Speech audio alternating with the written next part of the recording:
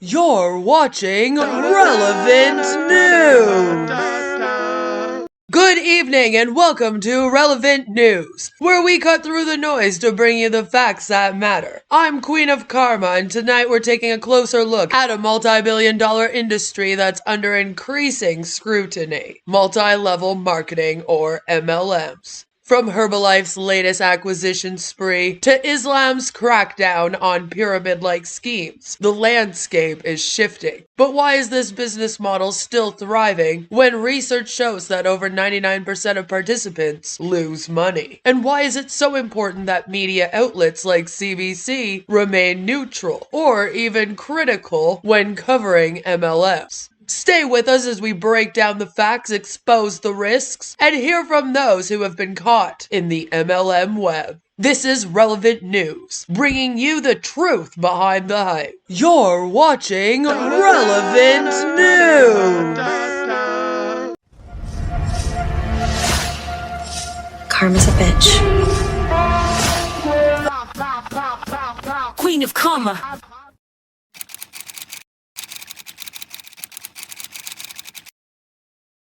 Welcome to Relevant News. I'm your host, Queen of Karma. In a March 12th press release, Herbalife Limited announced plans to acquire 100% of the assets of Protocol Health LLC and Prove It Ventures Inc., along with a 51% controlling interest in Link Biosciences Incorporated. Protocol Health is a digital application company specializing in personalized nutrition recommendations based on individual biometrics. Prove It Ventures is another health and wellness multi-level marketing company that sells ketone supplements. And Link Biosciences is a manufacturing firm utilizing proprietary technology to process biometrics, biomarkers, lifestyle data, and DNA for formulating personalized nutritional supplements. Herbalife, a health and wellness MLM, stated these acquisitions aim to modernize their business model by integrating personalized digital technology and manufacturing capabilities. This integration is expected to provide distributors with new opportunities to expand their customer base through a personalized health, wellness, and nutrition platform. It's a way for them to save money while selling both Herbalife and Prove It products, basically. A beta version of the Protocol platform is expected to be available to select US-based Herbalife distributors by the end of the fall. The transactions are valued between $25 million and $30 million,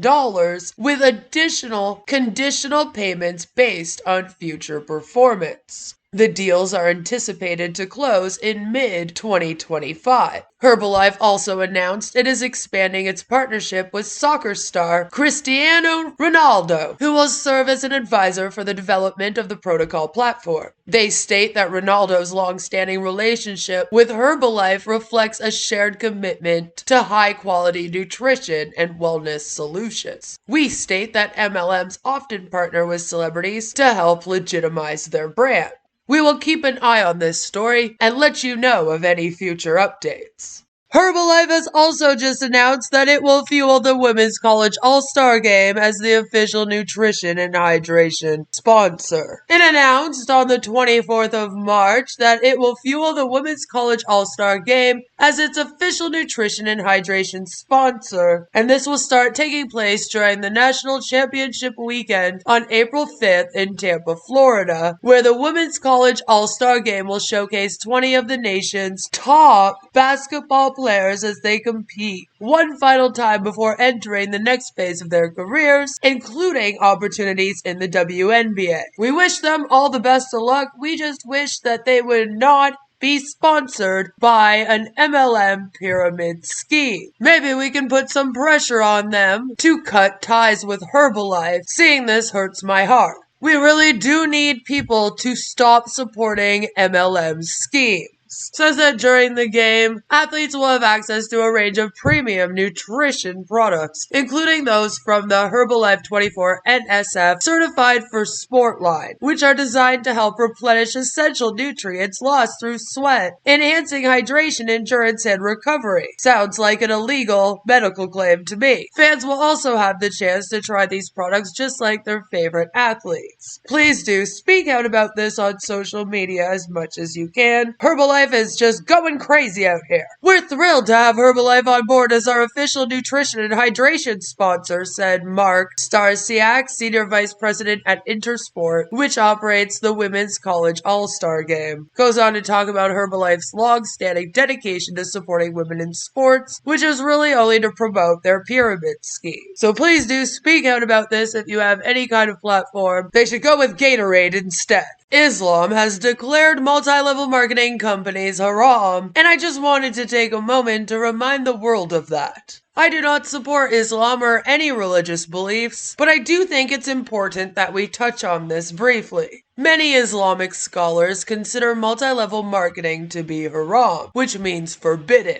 This is due to concerns about potential deception, resemblance to riba, interest, and gharar, uncertainty. Many MLMs have elements of riba, such as charging membership fees or requiring purchases for commissions, which can be seen as exploitative. MLMs often involve high levels of uncertainty and deception about earnings, violating the Islamic principle of clear and fair transactions. Since income is largely dependent on recruitment rather than actual product sales, MLMs resemble gambling, where financial success is based on chance rather than effort. MLMs primarily benefit those at the top while exploiting those at the bottom, contradicting Islamic values of fairness and ethical business. Many Islamic scholars and fatwas have declared MLMs haram for these reasons. Instead, Islam encourages fair trade, honest work, and business models that provide real value without harming others financially.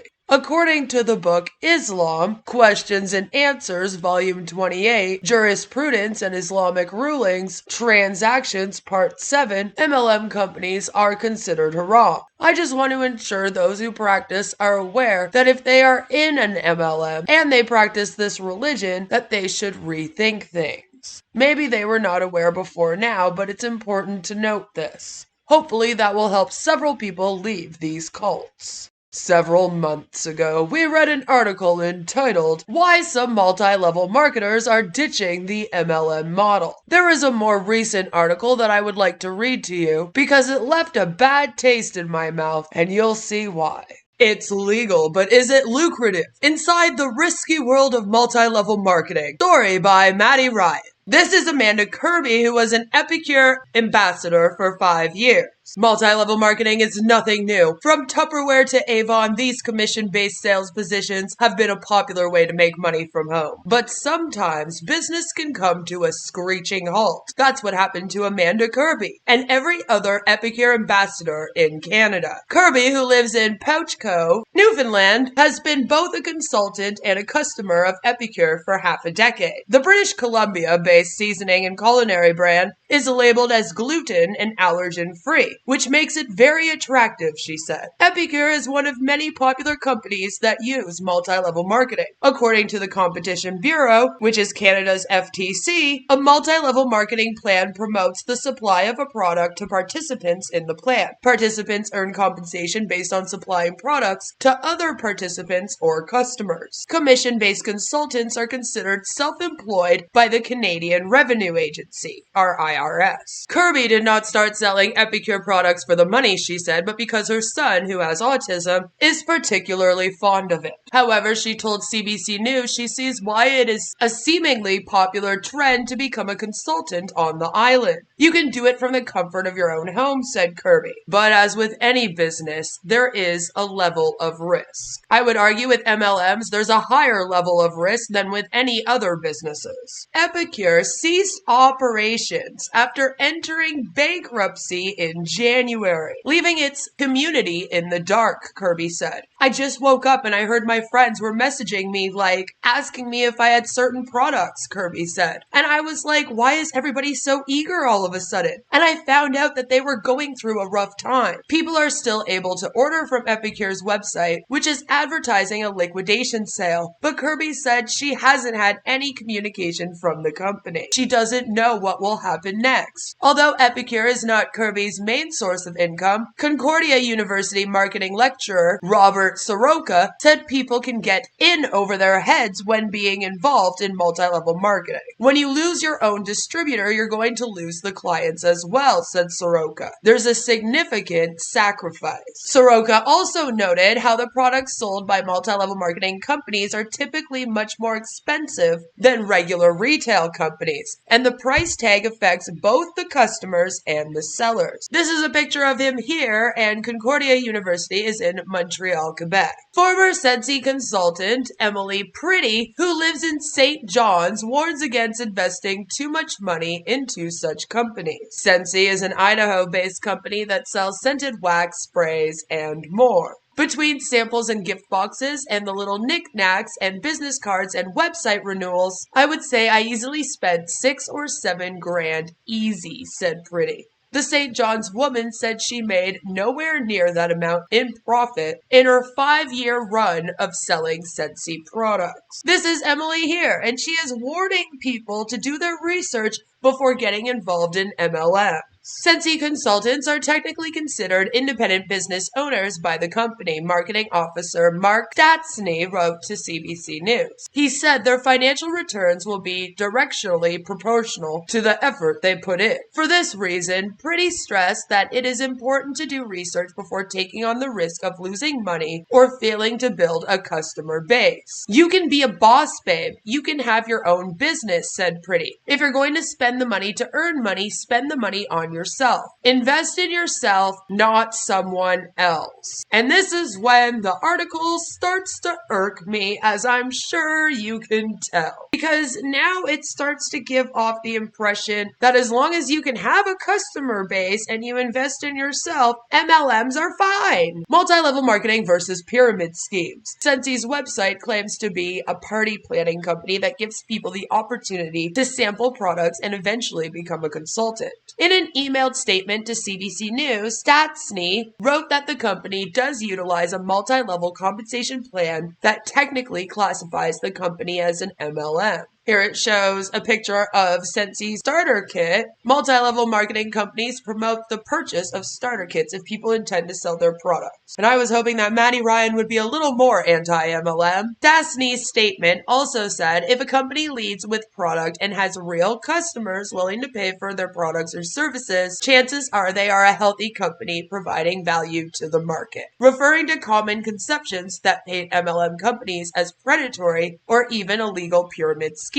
Soroka told CBC that the idea of a pyramid scheme is that each level is making money for someone else on a higher level, oftentimes pushing a product with little to no value. At some point, the people on the lowest level of the so-called business pyramid will have no money left. It's just a sham, Soroka said. Multi-level marketing is legal, but difficult according to the lecturer. I say it's not difficult, it is actually set up for you to fail and to continue paying in money with the illusion that you're selling a product that people want when it's really the other distributors that are buying the product. And then your friends and family are buying them off of you because they feel obligated, not because they like them. This is where the article loses me. Multi-level marketing, it's just another way of cultivating a distribution channel, said Soroka. It's not the easiest way to turn a buck. They are commercial cults. Cults. Dangerous cults. Damn it. Soroka said consultants are often dependent on others on their team who are just as motivated as they are. One current consultant in St. John's can attest to that. Dana Hennessy's home office is a hub for business. It's where she packs up orders, balances books, and makes a living marketing. Hennessy sells products for Sensi, the alleged safe MLM that's more dangerous than most of them out there, and more culty than most of them out there, and is soon entering her 10th year of representing the company. Her home, which was doused with the warm seasonal scents of her products, is a reflection of her dedication to the business. The work-from-home mother has heard the boss babe jokes and accusation of wrongdoing plenty of times. I would never choose something that would, intentionally hurt other people or scam other people, Hennessy said in an interview sitting in her living room. I would just join cults that do that. Sometimes people have different mindsets on things, and I can't really change that. So I took it upon myself to try and prove them wrong in that aspect. And I would try to run the business in a very ethical way, said Hennessy. The problem is there's people that are like, you can do it ethically, and you cannot. The actual business model of MLMs is unethical, therefore there is no way to run an MLM ethically. Whether you're with Sensi, the alleged safe MLM, or any of the other ones, they're all the same. And this is when the article drives me nuts. Hennessy told CBC News that people are increasingly skeptical and even hostile toward people who represent companies similar to Sensi, but she doesn't let it stop her. It is now her sole source of income. I have an issue with them saying that you should have MLMs as a sole source of income. This is promoting that. So I don't like this article anymore. Hennessy is an example of success in this business, but Soroka still encourages caution. Thank God for him, huh? Soroka told CBC News that multi-level marketing or direct sales attracts people who are incorrectly looking for a quick get-rich-quick scheme. It attracts people who might not have the professional or academic credibility to get into a company in a sales position. The marketing lecturer said people should know what they are getting involved in before setting up shop. And although I do appreciate them promoting that you research it, I still feel like this article is a lot more positive than the last one that we read. So I really do hope that CBC's Maddie Ryan writes an article soon that discusses the dangers and the cult-like tactics of multi-level marketing schemes. Dangerous cults that do human trafficking. Here at Relevant News, we believe it's crucial that CBC, or any reputable news outlet, does not promote MLMs positively because MLMs are predatory. The vast majority of participants lose money, often over 99%, with profits concentrated at the top. Promoting them misleads people into thinking they're viable businesses. Many MLMs rely on recruitment over product sales, making them structurally similar to illegal pyramid schemes. Positive coverage legitimizes harmful business models. MLMs often engage in deceptive marketing, false income claims, and financial exploitation. A public broadcaster should inform, not enable these practices. CBC is supposed to provide factual and biased journalism. Promoting MLMs contradicts its role in protecting the public from financial harm. Instead of amplifying MLM hype, CBC should investigate the industry, expose its harms, and share stories of victims rather than its top earners. And although I understand showing both sides of every story, if they wouldn't write an article about the positive aspects of being in the Manson cult, they shouldn't write articles discussing MLMs in a positive way either. They are dangerous commercial cults, and I hope society starts treating them as such. It is now time for our segment. What did Reddy say? Are they being silly today? Independent Clerk 182 says, has anyone left and had a good experience? I recently was poached by Amway reps. I had shared some videos on how Amway is a scam. I already blocked the Amway reps, but one of the last messages I got before blocking them was they brought up our mutual friend who was with Amway with them for a couple of months and insisted this friend had a good experience, that they've seen many people come and go. Some people leave having enjoyed their experience, and some people leave disgruntled. What has been your experience? Leaving an MLM is almost always a good experience because you stop losing money. Most people enjoy it at first due to the community, but the financial reality, low profits, high expenses, always catches up. If you want business ownership, freelancing or e-commerce offers way better returns. You stop losing money and you stop losing friends. Leaving is the best experience ever, almost as good as an orgasm. Edit. Oh god, you guys are hilarious. I meant, do you or do you know someone who had a good experience in it and left anyway? Yes, there are people who left MLMs and thought it wasn't all bad. Just like there are abused women who left their partners and thought their abusers weren't all bad. Like freedom of choice in mind? Yes. I liked the personal development part, but not the fake friendships. It's really all about the money and how they can use and control you. Kinda like a cult. They are cults. They're commercial cults. Stop saying they're like cults. They are cults. I regret burning a lot of bridges with my old friends. Yes, I was in for more than a decade and went platinum. But it's not all it's cracked up to be. And you trade a lot of cognitive freedom and freedom of self-expression to fit the mold and be a leader. I left slowly, starting 9 or 10 years ago, and am much happier for it. Congratulations on getting out. And that is all for this week's segment of What did Reddy say? Are they being silly today? Welcome back. MLMs are now a staple of American culture, and they've inspired some really good books too. States S.K. Holden in their article on crime reads entitled Mystery Fiction in the Multi-Level Marketing Scheme. Do you want to read a book that centers around the idea of multi-level marketing? Well, this article outlines some great. They say, I've been searching and I found a few books, both fiction and non-fiction, that center around multi-level marketing businesses. But I think there's plenty of room for more, especially from mystery authors. So if you know any that are not listed in the list I'm about to go through, put them in the comments down below. Death in the Downline by Maria Abrams. Just released earlier this year, 2025, Death in the Downline, a multi-level marketing murder mystery, is about a woman named Drew who, back in her hometown, joins a business called Lumen US after being recruited by an old friend. That same friend gets into trouble when a Lumen US distributor is murdered, and it's up to Drew to save her by solving the crime. Pyramidia by Stephanie Sanders Jacob. This is a horror novel, and that's okay. We are multifaceted readers when it comes to multi-level marketing. Harriet, while enduring some struggles in her life, meets a woman who convinces her to join her MLM business. They sell tea. They drink tea. Harriet can't stop drinking the tea. I'm so ready to read about the tea. Lucy Undying by Kirsten White.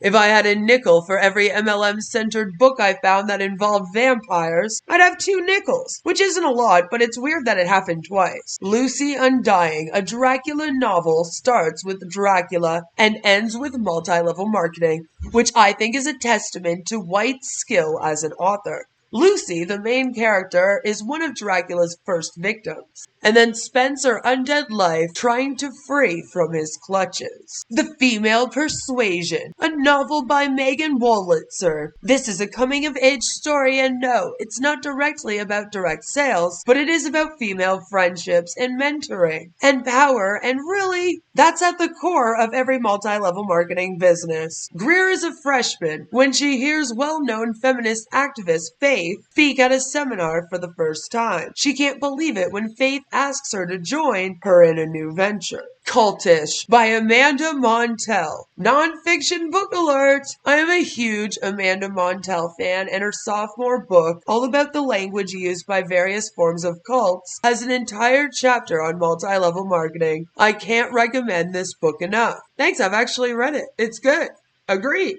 And of course, that leaves Selling the Dream by Jane Marie. Jane Marie is the host of the podcast called The Dream, and this Publisher's Weekly starred book expands on the topic covered in the first season of her podcast. I recommend that one as well. Definitely give it a read. Again, let me know if there's any more you can think of and put them in the comments down below. And if you've read any of these, tell us what you thought of them. Wow, what great book suggestions! If you're watching at home, be sure to let us know in the comments your MLM book suggestions. That is it for this week's episode of Relevant News. I'm Queen of Karma. Stay safe out there and have a fantastic night.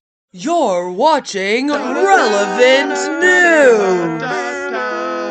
Thanks so much for watching, everyone. Happy MLM Monday. Be sure to check out all of your favorite anti-MLM creators. And I'll see you all really soon with another one. I love all your faces. Bye! Queen of Karma.